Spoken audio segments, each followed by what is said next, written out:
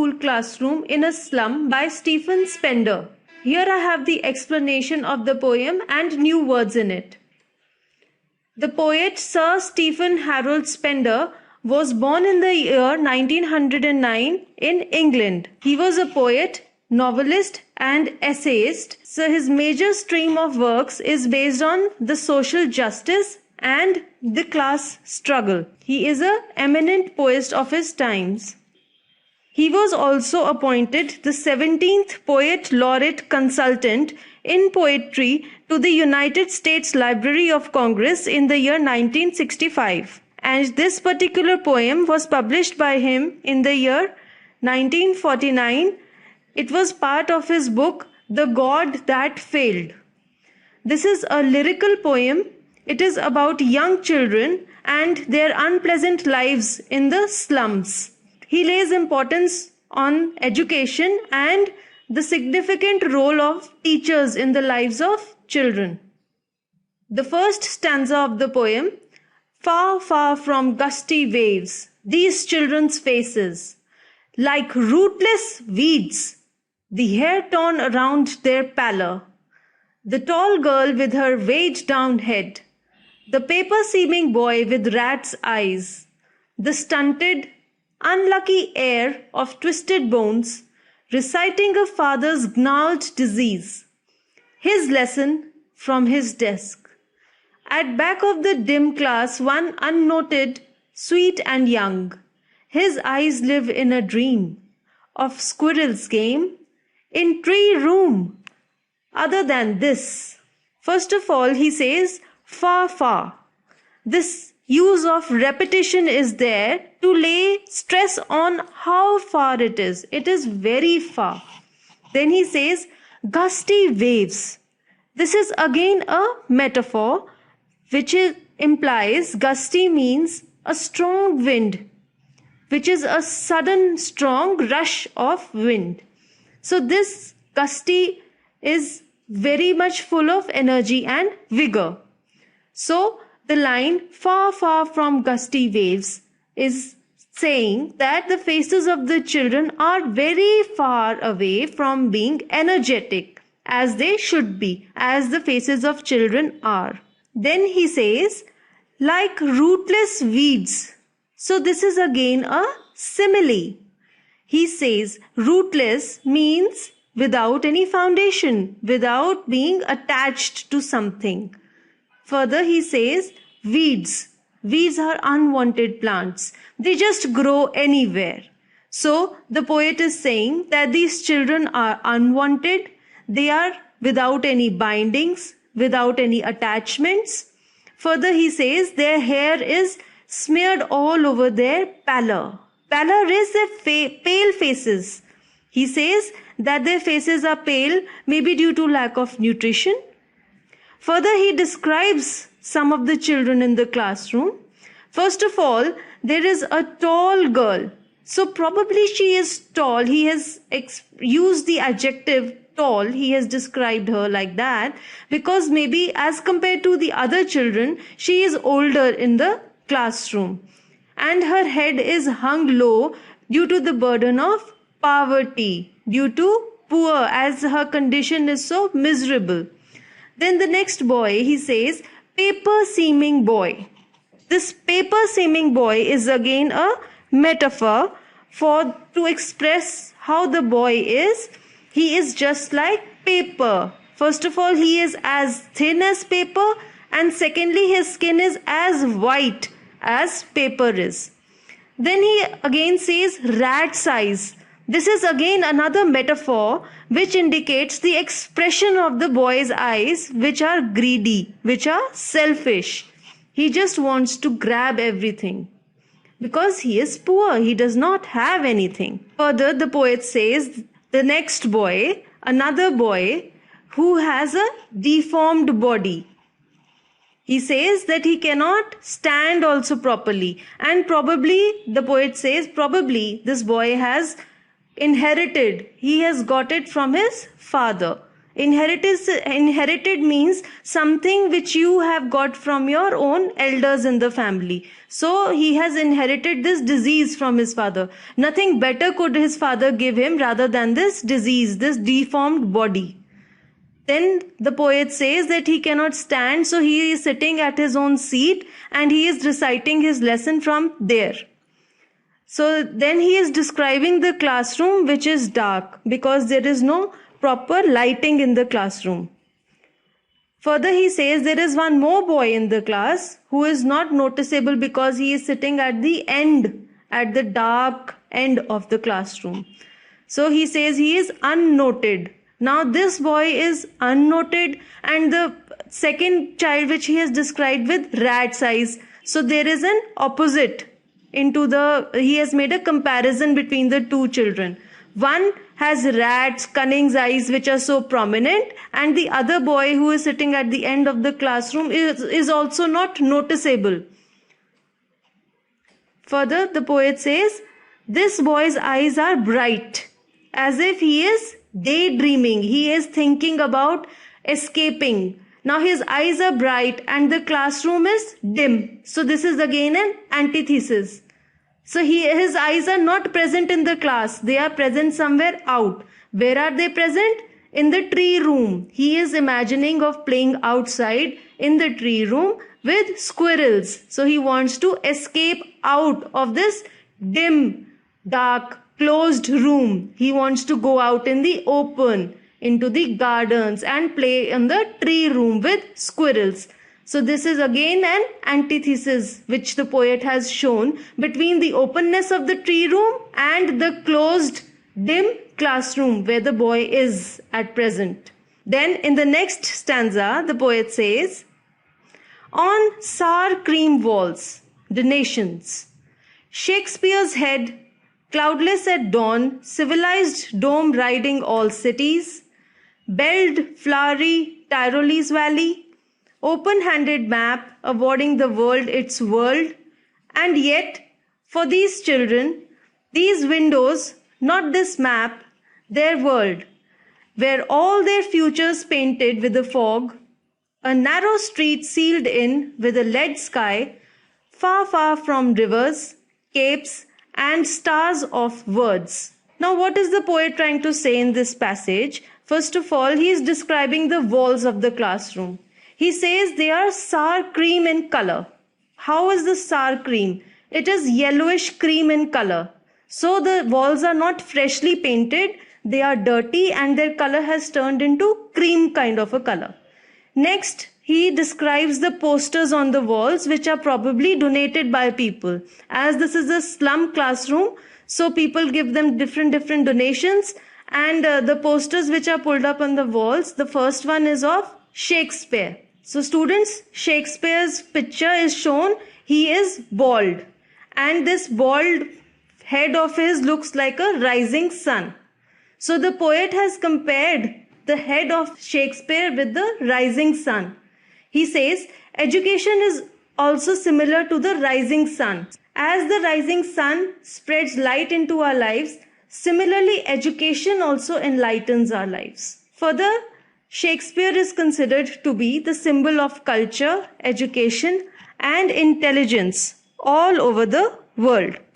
The second poster on the wall is of the Tyrolese Valley. This is a famous valley in the hilly areas of Australia. So this Tyrolese Valley is full of churches and flowers. So he has used this as a symbol of the beauty of nature. The next picture he says is of the map. There is a world map. So map is a metaphor which signifies something which is generously sharing its knowledge. A map gives away knowledge to anyone who looks at it. Then the poet says that all these pictures which have been put on the wall are meaningless for these children. Now, why do you think that they are meaningless for them? Because for them, their actual world is the one which they can see out of this classroom's window. That is where they live, the slum. They cannot understand what Shakespeare is. They cannot visualize the Tyrolese Valley. They don't know what a map is because they have not gone ever beyond these slums. They just don't know what the world is beyond where they are living. Their circumstances are so limited. So they cannot interpret what is the beauty of the world, what are beautiful flowers. For them, they are trapped. Their future is dim and hopeless because they are trapped in the slum. Their future is like a narrow street, which is limited. And further, he says it is sealed with a lead sky. This is again a metaphor. And he says that their future is also sealed with a grey colored sky. The poet says that the children have a dark future and they have limited options in life. So they are covered with dismay and hopelessness. Again, he says far, far. Again, he uses repetition, which means very far away. So he says that these children are very far away from the seaside. They are very far away from happiness, openness. Then he says the stars. Here stars mean this, as the stars are shining brightly in the dark sky, similarly the light of knowledge, the light of education can brighten the future of these children. But he says they are very far away from it. Then in the next stanza, the poet says, surely Shakespeare is wicked, the map a bad example, with ships and sun and love tempting them to steal. For lives that slyly turn in their cramped holes, from fog to endless night, on their slag heap, these children wear skins peeped through by bones and spectacles of steel with mended glass, like bottle bits on stones. All of their time and space are foggy slum. So blot their maps with slums as big as doom. So in this stanza, the poet is saying that these pictures on the wall have no meaning for these children. Their upbringing is such that they always find bad qualities in everything. So to them, even Shakespeare is wicked. He is cunning. He is bad. So there is no benefit of putting his picture in the room. Then the poet says that these pictures of the maps, of ships, of travel, of love and acceptance, these pictures are not comprehensible by these children. They cannot understand their meanings. Instead, these pictures will give them a desire to have acceptance in life, a desire that to feel wanted. And this desire will only force them to do crimes. They will get into crimes like stealing and snatching, grabbing things from people. But it will not take them to the right path. He says that they are living in cramped holes, which is a metaphor, and he says that he is trying to say that their homes are very small and they are overfilled. There are too many people living in their small homes. But they have adapted themselves to live in these small spaces. Further, the poet says, from fog. Here he has repeated F. This is alliteration. And here fog is a metaphor used for day. He says, from day till endless night. Night means a never-ending process. Endless night, he says that their torture, their darkness is never-ending. Further, he says, the children are so skinny that their clothes look like a thin skin on them and their skeleton is visible through their clothes. So this is probably due to lack of nutrition. Further, he says they wear spectacles which are probably made of steel. So they are of inferior quality. They are very heavy. They are not good for them. Then this shows that even their outlook on life is as hard as steel. This is again, he is using it as a metaphor for their life's harshness and ruthlessness. He says, like bottle bits on stones. This is again a simile, and he is trying to describe the lenses which are there in the spectacles of these children. These lenses have been repaired just like bits of glass. So similarly, he says that the dreams of these children have also been broken by the harsh reality of their lives. Then he says, all of their time and space are foggy slum. This is again a metaphor to show that their life is dark, dirty and hopeless. He says the chances of escaping from these slums have further reduced because the government, the schools have made such conditions, they have made bigger slums for them, and so they cannot move out of them. They don't have any way of going out of these slums. The education system is such that it is not helping them escape out of this kind of a lifestyle, but it is forcing them to stay in such sort of a lifestyle. In the next stanza, he says, unless governor, inspector, visitor, this map becomes their window, and these windows that shut upon their lives like catacombs. Break, oh, break open till they break the town, and show the children to green fields, and make their world run azure on gold sands, and let their tongues run naked into books, the white and green leaves open, history theirs, whose language is the sun.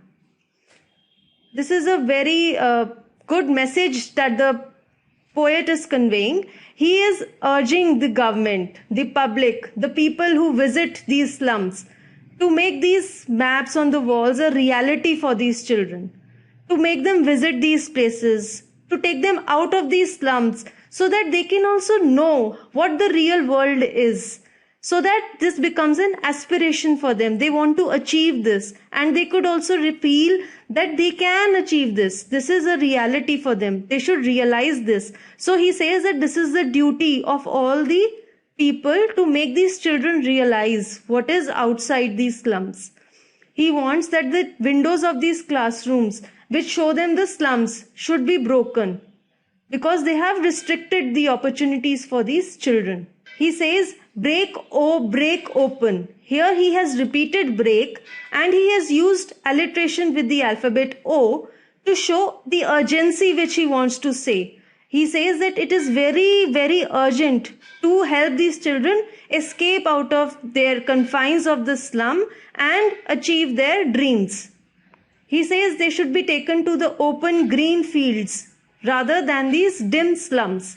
Azure is a deep blue sky which is used as an antithesis, as an opposite to the foggy, dark, dim cloud of the slums where they are living. Then he says the sunny, warm sand of the beaches and the bright blue sky. So this is very bright picture which the poet is giving, which is an opposite of the dark picture which of the slums which he had portrayed till now. So he says that this kind of a bright atmosphere will give these children a desire to get more knowledge, a desire to brighten their own lives. And then when they want the knowledge, only then they will absorb it. Otherwise, if you are just bouncing a ball you will not get anything back in it.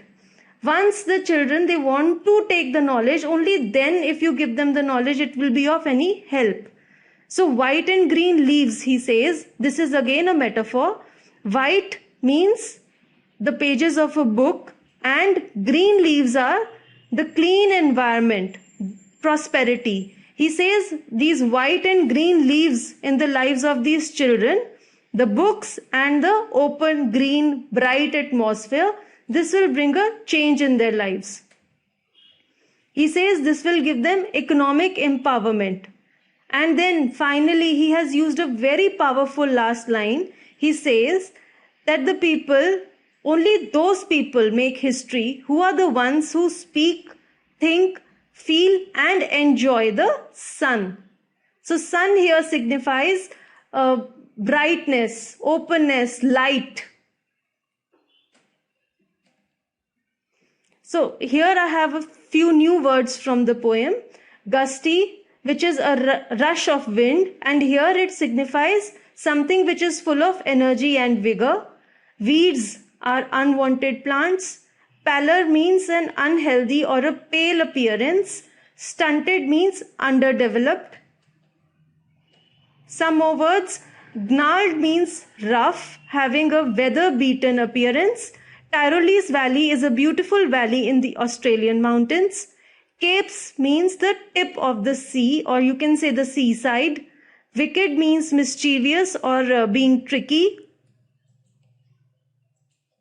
Slyly means cunning. Slag is worthless or useless. Mended is something which is made usable by repairing it. Blot is any weak point of something or a blemish on something. Heir is one who gets the property of a person upon his death. Who inherits something is an heir. Doom is a disaster. Catacombs are underground places which are used to bury dead people. And azure is a bright blue color.